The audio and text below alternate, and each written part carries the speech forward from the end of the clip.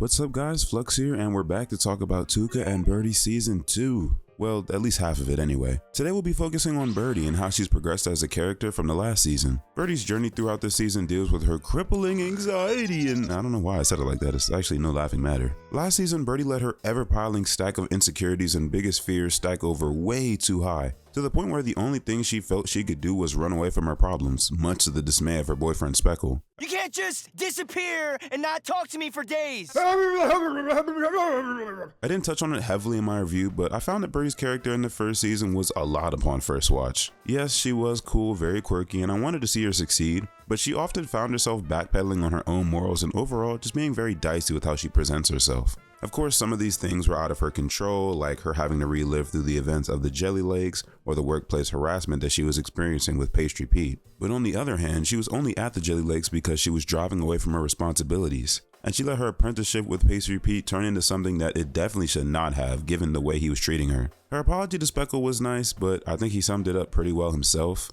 Look, this was great, but everything isn't fixed between us. I know. Overall, I enjoyed Bertie as a character, but I knew that she definitely has some things to work on. With bird mechanics, the cold open of the episode just throws us straight into her attempting to do just that, work on herself via therapy. Although she might not have the right attitude about it from the jump. I just need to see a good shrink for like a session or two. Then boom! No more panic attacks. Easy! She goes through quite a bit of therapists who give her a myriad of fascinating advice, like holding energy crystals, or repeating conversations you hear around you, or saying blue over and over. Yeah, it goes exactly how you think. I'm blue. Tuca tries to be supportive, but her methods of self-care are a little different, to say the least. Just do what I do. Spew all those bad feelings into a cup, turn it over, and push it behind the toilet. Yeah, let's see how far that gets you. But that's a topic for a later video. Bertie ends up having that panic attack with no way to comfort herself until Tuca shows up to help. This public outburst presses Bertie into continuing therapy so she can continue to work on her anxiousness around new things. Nice.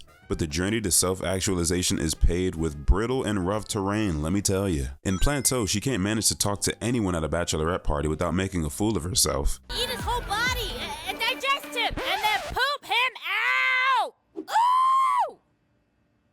Sorry. I liked it. Which prompts her to break her sobriety bond she had with Tuca in order to loosen up. Let's see how she fares now. How did you even get this on the plane? I don't know. I've got a can-do spirit.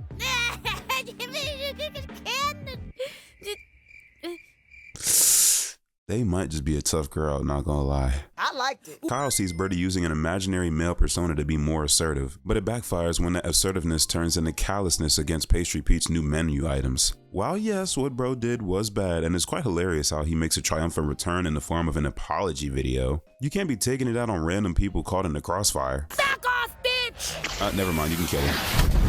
This episode stuck out to me as it's Bertie's way of trying to externalize and harness power that she didn't think she had. With the first season focusing heavily on themes of feminism, feeling like you belong in male-dominated spaces, Kyle would be a perfect tie-in. In Vibe Check, after some particularly freaky dreams involving Pastry Penguin of pageantry, Bertie overreacts and tosses out her mattress and her vibrator. I'm sure the National Geographic Channel had a field day with that, in the hopes that it would curb her fantasies. As it turns out, it doesn't work that way. The show makes some surprisingly good points about abuse and our mind's trauma responses to canon events, as the millennials call it. You know, while it may feel shocking and shameful, feeling arousal can be a normal and healthy part of processing trauma. Bertie communicates these feelings to Speckle, which is already a great improvement from her mental state from last season, with feeling the need to hide and bury all of her emotions around her loved ones. By the time we get to sleepovers, with Bertie having to live in Tuca's room and Tuca being away with a new lover, it looks like Bertie has turned over a new leaf. That is, until Tuca stays over said lover's house for days on end with little to no communication. While yes, it is cause for concern, Bertie goes a bit off the rails. You're being needy. Shut up, puzzle. It's not a good look. While cleaning up the house and filling it with milk, Is that enough milk? Bertie accidentally reveals some repressed feelings when she discovers Tuca's stash of emotion cups.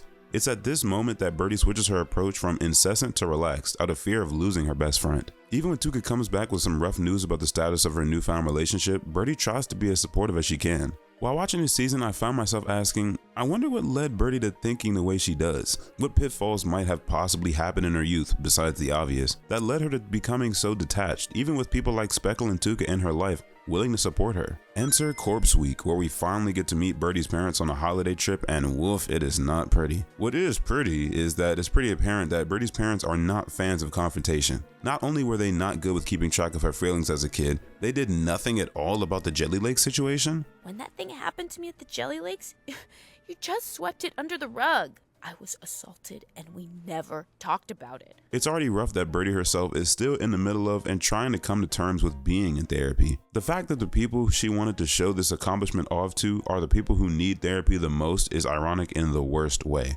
They're so repressive with their thoughts, symbolized by the piles of garbage and newspapers flooding their house. I mean, come on, this would have been an episode of Hoarder's Wet Dream. This is my kitchen.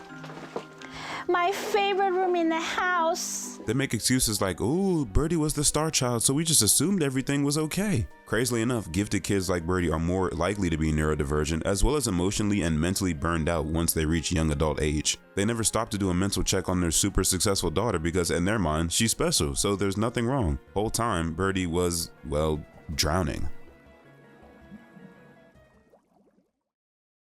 Thankfully, Bertie is strong enough to break the cycle and use her experience in therapy to help others in need. While Bertie was having her own little issues this season, Tuca was in the throes of a particularly wild and horrible relationship that honestly might need its own video. Anyway, despite not being super receptive to receiving formal therapy, Bertie ends up hashing it out with Tuca and getting closure on a bunch of previous saddening events. They go over Tuca's irritation with being sober, her feelings involving her deceased mother, and eventually, the cub that started off the whole season. Bertie tells Tuca that she never meant to hold her friend back and that she's not alone. And after the roller coaster of emotions that Tuca's been on, it's very comforting news.